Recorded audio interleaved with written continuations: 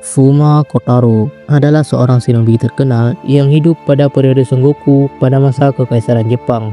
Dia memimpin sekelompok shinobi yang dikenal sebagai kelompok Fuma. Konon, samurai dan shinobi termasyhur Hattori Hanzo berakhir di tangan kelompok ini. Seperti halnya shinobi Kekaisaran Jepang lainnya, tak banyak sumber yang memberikan informasi mengenai Fuma. Mereka beroperasi dengan sangat sunyi dan rahasia. Di sisi lain, misteri yang menyelimuti dunia shinobi justru membuat banyak orang semakin terpesona dengannya.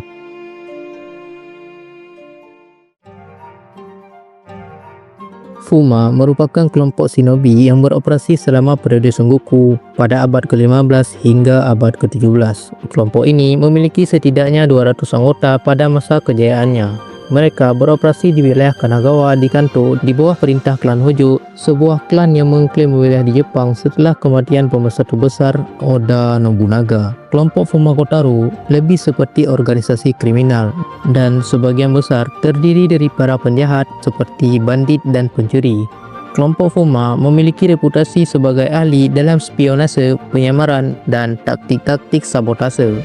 Namun, yang membuatnya menonjol adalah taktik mereka dalam perang gerilya.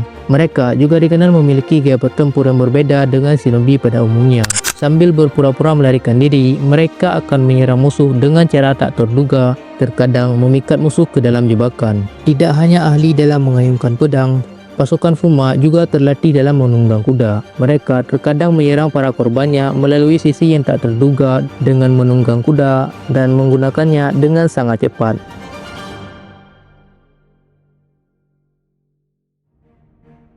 Tidak jelas siapa nama aslinya. Nama Fuma Kotaro hanyalah sebuah gelar yang diberikan kepada pemimpin aktif kelompok tersebut. Fuma Kotaro yang terkenal adalah yang kelima. Meskipun catatan sejarah dapat mengkonfirmasi keberadaannya, masih terdapat keraguan besar tentang kehidupannya. Bagaimana penampilan Fuma Kotaro masih menjadi misteri. Tidak ada lukisan Fuma Kotaro yang diketahui, tetapi ada catatan sejarah yang menggambarkan penampilannya. Dia dikatakan memiliki tinggi hampir 2 meter, memiliki mata terbalik, tungkai dan badan yang tebal, kumis hitam, mulut lebar dengan 4 taring yang terlihat, serta suara yang sangat keras. Tentu, banyak sejarawan yang meragukan informasi ini. Film lain menyatakan bahwa Fuma Kotaro memiliki nama asli Kazama. Dia lahir dari seorang ibu manusia dan ayah iblis atau disebut sebagai Oni. Genetika yang ia terima dari makhluk inilah yang memberinya keganasan dan ukurannya yang besar. Salah satu catatan sejarah paling terkenal menyebut keterlibatan Fuma Kotaro dan kelompoknya dalam pertempuran Ukishimagara. Pertempuran Ukishimagara terjadi pada tahun 1581 selama periode Sengoku di Kekaisaran Jepang. Dalam pertempuran ini, kelompok Fuma Kotaro diperintahkan untuk menghadapi pasukan Takeda Katsuyori yang akan menyerang. Selama penyerangan, mereka menggunakan kombinasi perang psikologis dan gerilya. Dengan senyap, ninja-ninja Fuma menyelam menuju garis pantai di mana Katsuyori mendirikan kamp.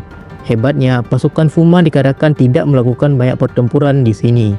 Mereka menggunakan api dan asap untuk membingungkan anak buah Katsuyori, menambah kepanikan dan membuat musuh menjadi kalut. Ninja Fuma melancarkan serangan diam-diam ke kamp Takeda dengan menculik orang, menakut-nakuti kuda, membakar tenda, mengenakan baju besi Takeda dan menirukan seruan perang mereka yang menyebabkan orang-orang Takeda menyerang sesama mereka sendiri. Orang-orang Takeda mulai saling membacok antara satu sama lain dalam keributan itu.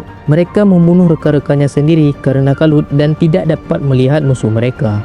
Setelah berhasil membuat kekacauan, ninja-ninja Fuma dikatakan menghilang kembali ke dalam air, meninggalkan pasukan Takeda yang hancur. Tidak banyak yang diketahui tentang Fuma Kotaro setelah pertempuran Ukishimagahara. Diketahui bahwa ia mengalami kesulitan menemukan penyokong dana setelah keruntuhan klan Hojo pada 1590. Di sisi lain, terdapat klaim yang menyatakan bahwa Fuma Kotaro terlibat dalam pembunuhan shinobi terhebat bernama Hattori Hanzo. Bahkan, dia juga memenggal kepalanya sebagai bukti. Terlepas dari benar atau tidaknya klaim tersebut, Fuma menjalani sisa hidupnya sebagai seorang buronan.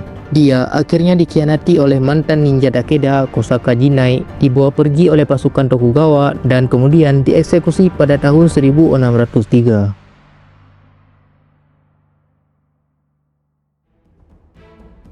Nama Fumakotaro dan kelompoknya terus menjadi menggema hingga saat ini. Ia telah menginspirasi para seniman maupun pengembangan video game.